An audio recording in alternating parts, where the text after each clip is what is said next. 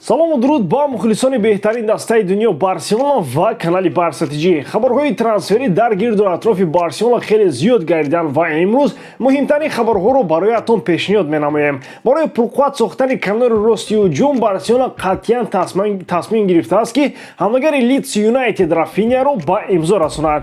Каталонияҳо аллакай қабул карданд ки барои Эрлинг Холланд мубориза бурда наметавонанд. Ба ҳамин хотир ба Роберт Левандовски ҳамлагари Бавария шартномаи 4 сола пешниҳод намуданд. Ба шарофати шартномаҳои наве ки Барселона бо саҳмгузаронаш ба имзо мерасонад, каталонияҳо тибқи хабарҳои охир мехоҳанд ки Килиан Мбапперо ба Барселона ҷалб намоянд. Ҳама ин хабарҳо дар видеои имрӯза. Аз шумо мисли ҳар вақта лайк, комментария ва дар канал обуна шудан аз мо бошад ҳар рӯз видеои нав баровардан. Акнун дар ягон ҷо поза ёнбошро гиред ки давомаш мошни мегузарад. Дӯстон, сарпарасти видеои мо ширкати 1x мебошад. Дар он ҷамъовақт коэффициентҳои баланд ва бонусҳои гуногун шуморо интизор аст. Ҳамчунин нафароне ки то ҳол регистратсия надоранд метавонанд дар аввалин пардохт бо промокоди БАРСТГ соҳиби $100 бонус гарданд. Ссилкаи бозӣ дар комментария. Ба ҳама муваффақият. ҳамлагари бразилии дастаи Лидс Юнайтед Рафиня қарори худро доираи идомаи карьерааш баровард. Барои футболбоз ду дастаи номдори Аврупо Ливерпул ва Барселона мубориза бурда истоданд, вале мувофиқи гуфтаҳои наздикони Рафиня, ҳамлагар тасмим гирифтааст ки мавсими ояндаро дар Каталония паси сар менамояд. Тибқи хабарҳо Барселона расман ба дастаи Лидс Юнайтед дархост барои трансфери Рафиня равон намудааст ва барои гузариши ӯ 35 миллион евро пешниҳод дорад. Худи Рафиня пешниҳоди идома додани шартномаашро бо Лидс аллакай рад кардааст ва бо вуҷуди он ки футболбоз хоҳиши гузариш ба Барселонаро дорад, намояндагони Ливерпул иброз намуданд ки аз мубориза барои Рафиня даст намекашанд ва эҳтимолан аз Барса дида пешниҳоди беҳтар мекунанд.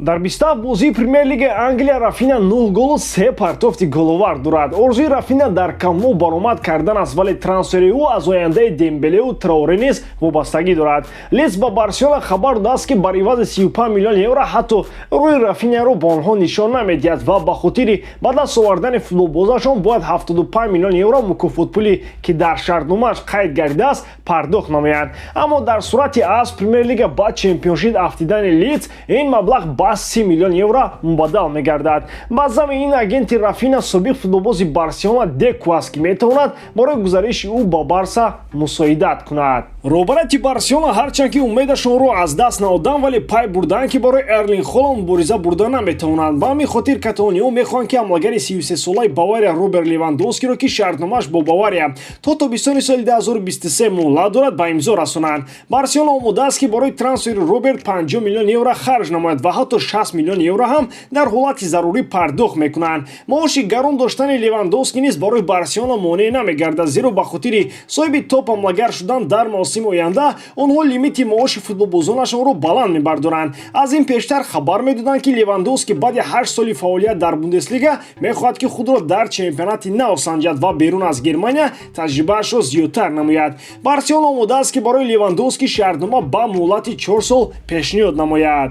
Левандовски чӣ қадар маоше ки талаб мекунад, каталонияҳо омодаастанд ки ба ӯ пардохт намоянд, зеро барои амалӣ намудани проекти хави даста ба топ ҳамлагари марказии таҷрибадор дар Аврупо ниёз дорад. Агенти Левандовски Пини Захави низ хеле муносибатҳои олӣ бо президенти Барселона Жоан Лапорта дорад ва дар сурати тарк намудани Бавария Левандовски бешубҳа ба Барселона мегузарад. Худи Роберт боварӣ дорад ки дар Барселона имконияти соҳиби туби тилло шудан зиёдтар мегардад. Ба ҳамин хотир намехоҳад ки ин имкониятро аз даст диҳад. Шумо доираи омадани Левандовски чӣ фикр доред дӯстон? Ба фикри шумо Эрлинг Холланд беҳтар аст ё ин ки Роберт Левандовски? Тибқи хабарҳои охир Барселона тасмим гирифтааст ки баъди кредит гирифтан ва шартнома бастан бо саҳмгузароне ки онҳоро дар либоси варзишӣ реклама менамояд, ҳамлагари ПСЖ Килиан Мбапперо ба имзо расонанд. Барселона 595 миллион евро аз Goldman Sachs кредит мегирад ва бо ширкати Spotify ба маблағи 70 миллион евро дар як мавсим шартнома мебандад.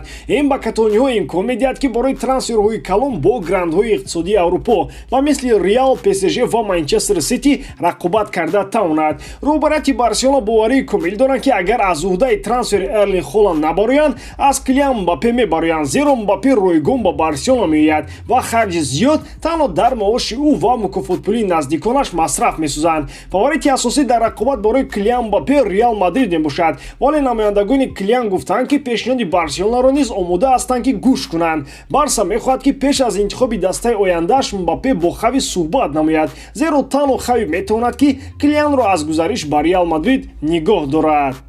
намояндагони Барселона на танҳо ҳайронанд, балки хеле дар ғазабанд ки чунин хабарҳо дар бораи гузариши Мбаппе ба Барселона паҳн шуда истоданд. Каталониён гумон доранд ки барои шартномаи беҳтар ба даст овардан Мбаппе номи Барселонаро истифода бурда истодааст, вале чаро маҳз Барселонаро?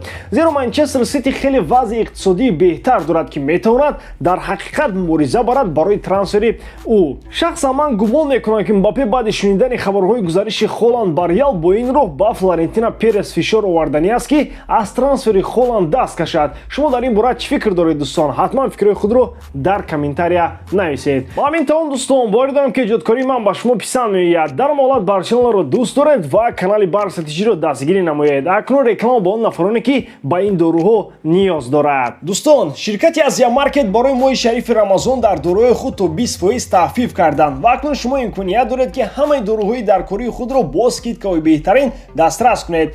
Доруҳо барои дарди мушакҳо, барои дарди меъдаву гурда, барои доғи сафед ва пӯсти бадан, барои хароб ва фарбешавӣ ва барои риши мӯи сарбарориро метавонед аз ширкати Азия Маркет дастрас кунед ва аз ҳама муҳим ин аст ки бо скидкаҳои калон. Доруҳои Азия Маркет танҳо доруҳои оригинал ва гиёҳианд. Барои ҳамин худи ҳозир ба номерҳои дар рӯи экран буда занг зада харидорӣ кунед ва агар ба саҳифаи Азия Маркет даромада дар вақти харидорӣ кардани доруҳо промокоди Гаюровро истифода баред, пас шуморо 20% скидка интизор аст. Ссилкаи саҳифаи Азия Маркет дар описанияи ин видео.